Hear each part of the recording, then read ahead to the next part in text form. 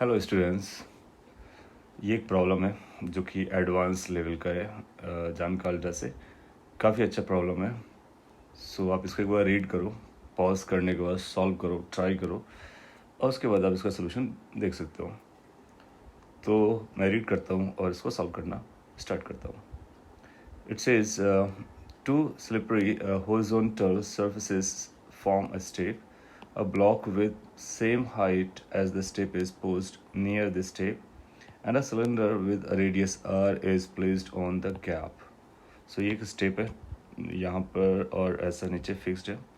ये एक ब्लॉक है जिसको इसके क्लोज रखा गया है स्टार्टिंग में, और ये एक सिलेंडर है जो इसके ऊपर रखा गया है।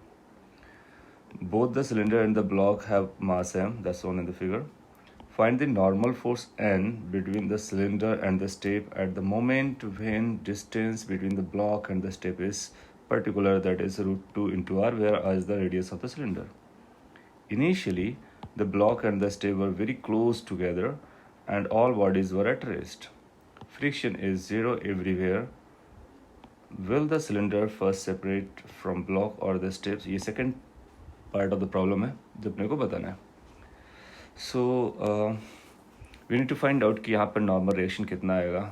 सिंपल सी बात है कि जब ये पास में रहा होगा, यहाँ पे नॉर्मल आएगा, यहाँ पे नॉर्मल आएगा, इसकी नॉर्मल एम ब्लॉक पे लगा होगा, जिसकी वजह से ये मूव करना स्टार्ट करेगा, ये भी मूव करना स्टार्ट करेगा। और we can have Newton equations, we can try to solve it to find this normal reaction. But you'll find कि जब आप इक्वेशंस बनाते हो, सॉल्व करते हो, तो काफ़ी कॉम्प्लिकेटेड इक्वेशंस बनेंगी और मैनिपुलेट करना डिफ़िकल्ट हो जाएगा। और एक जनरल आइडिया रहता है कि जब कभी कॉम्प्लिकेटेड इक्वेशंस हो जाएं और आप सॉल्व करते करते काफ़ी डीप कैलकुलेशन में जाने लगें और कोई वे आउट ना नज़र आ रहा हो या फिर बहुत कॉम्प्लेक्स नज़र आ रहा हो, इसका मतलब आप उनको पॉज करना है और कोई अदर वे राउंड सोचने की कोशिश करनी है। That's a simple idea we use whenever we have a complicated problems. Okay, so यहाँ पे क्या कर सकते हैं कि इस पर्टिकुलर सिचुएशन पर इनके एबिलिटीज़ या इनके सिचुएशंस को देखते हैं और आगे बढ़ते हैं।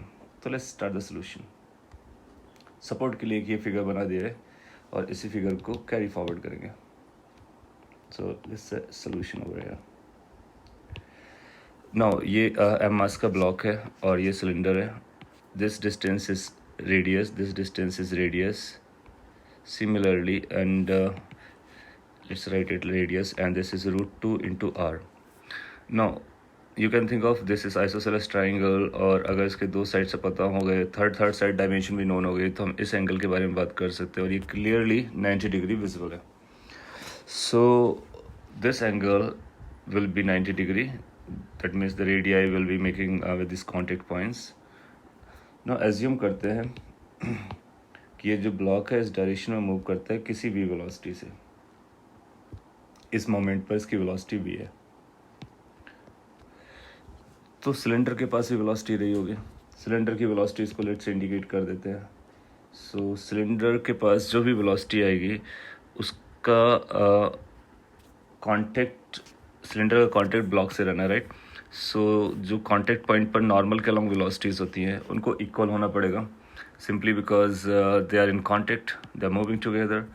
So for that sake, what we are going to do, we are going to make the component of this v like this, and another component will be perpendicular.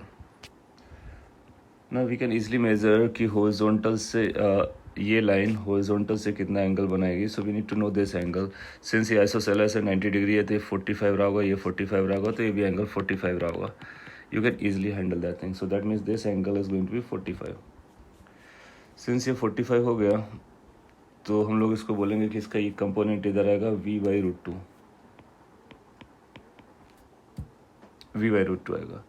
That means cylinder के पास जो velocity आना चाहिए वो भी इस direction में आना चाहिए और दैट शुड बी v/√2। ना अगर सिलेंडर के पास ये v/√2 का वेलोसिटी है, देन यू विल फाइंड कि सिलेंडर की वेलोसिटी के कंपोनेंट्स भी हम कर सकते हैं, one in the horizontal direction, another in the vertical direction. That means it will be having this component and this component if you want to make the component, और otherwise we can directly say कि cylinder will be moving with this. तो इस instant पर cylinder इस point के about, cylinder का centre of मास अगर आप देखोगे तो ऐसा रोटेट कर रहा होगा, जिसकी वजह से इसके पास ये वेलोसिटी आ जाएगी। तो हम रोटेशनल वेलोसिटी भी पता कर सकते हैं कि कितना रहा होगा। हाँ, एक बार वेलोसिटी मिल जा रहा है अपने को तो हम लोग आगे प्रोसीड करेंगे, फोर्स इक्वेशन लिखने की कोशिश करेंगे। नाउ सिंस अपने को normal reaction with the step पता करना है, सो बेटर वुड बी कि हम लोग नॉर्मल रिएक्शन स्टेप का मेजर करें, तो इसको इन्वॉल्व करने की कोशिश करते हैं। यहाँ पे एक नॉर्मल रिएक्शन एक्ट कर रहा होगा ब्लॉक पे, सॉरी सिलेंडर पे। So let's say that normal reaction is n, और इसी नॉर्मल रिएक्शन को अपने को कैलकुलेट करना है। ना और भी पॉइंट्स अगर आप ड्रॉ करोगे तो ये FBDs मैं अलग से ड्रॉ कर देता हूँ, इसको कॉम्प्लिकेट नहीं करते हैं। तो cylinder, if we draw the cylinder, so it will be looking like this, separate cylinder, and the forces on this cylinder, there will be normal reaction acting like this, there will be mg acting like this, there will be another normal reaction coming like this. So these will be the forces acting, right? Now in forces के थोड़ा सा और detail में draw करते हैं। ये जो line of action है ये सेंटर से पास करेगी, सभी की लाइन ऑफ एक्शन सेंटर से जारी होगी। और अगर आप इसके साथ इसको ड्रॉ करोगे तो दोनों के बीच का 90 डिग्री है, जो हम लोग ऑलरेडी पता कर चुके हैं। लेट्स से ये नॉर्मल रिएक्शन n है जो अपने को पता करना है, ये n प्राइम है जो ब्लॉक की तरफ से आ रहा था, और ये mg का फोर्स है। नाउ यूल फाइंड कि ये सेंटर ऑफ मास जो था उसके पास ऐसा वेलोसिटी था v। इस वेलोसिटी की वजह से अगर आप देखोगे इस पॉइंट के और ये centre of mass circular motion perform करेगा इस मोमेंट पर। सिंस ये सर्कुलर मोशन परफॉर्म कर रहा होगा, बिकॉज ऑफ दैट इसके पास एक सेंट्रीफ्यूगल फोर्स भी दिखाना पड़ेगा अपने को ऐसा। ये जो सेंट्रीफ्यूगल फोर्स आएगा that will be m into the velocity of the cylinder, this much. So m v/√2 mv² divide by r। एक छोटा सा इंपॉर्टेंट पॉइंट है जो हमने को कैच करना चाहिए। So centre of mass of the cylinder is rotating, that means is following a circular track. Since any particle or any point if follows the central circular track, so we need to apply the centrifugal force. And why we are applying this on center of mass? Because center of mass is moving in a circle. दूसरा, जब हम लोग Newton equations लिखते हैं तो force has to be written for the centre of mass, so everything is being written for the centre of mass, right? So we will say कि along this line N की direction में, since N की direction में इसका net acceleration कैसा रहेगा? Zero, क्योंकि stationery step से जुड़ा हुआ है, तो नेट फोर्स बैलेंस करना है। So we can balance the force on this direction, so let's do that. So जब फोर्स बैलेंस करने जाएंगे, you know this angle is 45 degree, so you will find writing equation like कि n plus mv² by r, that will become 2r, is equal to mg का 45 component, that means mg cos 45, that is √2. So that will be the equation that we will have. इस equation को use करके अपने को n की value calculate करनी होगी। So we can call this as equation number 1। अच्छा, अभी इसने काफ़ी इंडिकेशंस दिए हैं कि फ्रिक्शन कहीं नहीं है ना। सो और स्टार्टिंग पे रेस से चला है, so all bodies were at rest and the initial situation has been shown. इसका मतलब दूसरा जो कॉन्सेप्ट अपने को यूज़ करना है वो मैकेनिकल एनर्जी कंजर्वेशन करना है, starting from the beginning situation to this situation, जिस सिचुएशन में ये बनाया गया है। तो बिगनिंग में ये पॉइंट कांटेक्ट में रहा होगा, तो ये जो स्फीयर है या सिलेंडर है, बेसिकली सिलेंडर डाउन साइड आया होगा। कितना डाउन साइड आया होगा वो हम पता कर सकते हैं। तो ग्रेविटेशनल पोटेंशियल एनर्जी में चेंज होगा, वही ग्रेविटेशनल पोटेंशियल एनर्जी किस में कन्वर्ट हो गया होगा? काइनेटिक एनर्जी में। काइनेटिक एनर्जी में ब्लॉक के पास काइनेटिक आएगा, सिलेंडर के पास काइनेटिक आएगा। सो हम लोग लिखेंगे work done by gravity is equal to change in kinetic energy. Gravity का वर्क डन अगर हम लोग डायरेक्टली लिखना चाहें तो ये डाउन साइड गया है, तो mg h के इक्वल गया होगा, mg into h। This is equal to increase in the kinetic energy which is half m block के लिए v² plus half m cylinders के लिए v/√2 का square. Know how much h is going to be? So you find कि अगर हम ये distance calculate कर लेते हैं, ये वाला डिस्टेंस, और टोटल r रहा होगा, सो जो डाउन साइड स्लाइड किया हुआ है वो r - h किया हुआ है। इस डिस्टेंस को पता करना कोई बिग डील नहीं होगी। ये आर है तो आप पाओगे कि इसको परपेंडिकुलर ड्रॉप करेंगे, ये 45 बन जाएगा, जिससे ये जो डिस्टेंस है दैट विल बी r/√2। सो इसका मतलब है हम h की वैल्यू लिख सकते हैं in case we want to write. m को कैंसिल कर लो, ये बनेगा g, h के प्लेस पे लिखा जा सकता है r minus r/√2 is equal to v²/2 plus from here you'll find it will be like v²/4। Simplify कर लेंगे, 2 से मल्टीप्लाई करने के बाद आएगा 3v²/4। So from here v² we are getting the value of v², right. So v² की value यहाँ से पता चल जा रहा है, सिंप्लीफाई करके उसको यूज़ कर ले जाएंगे। So let's simplify this thing, v² turning up as 4g/3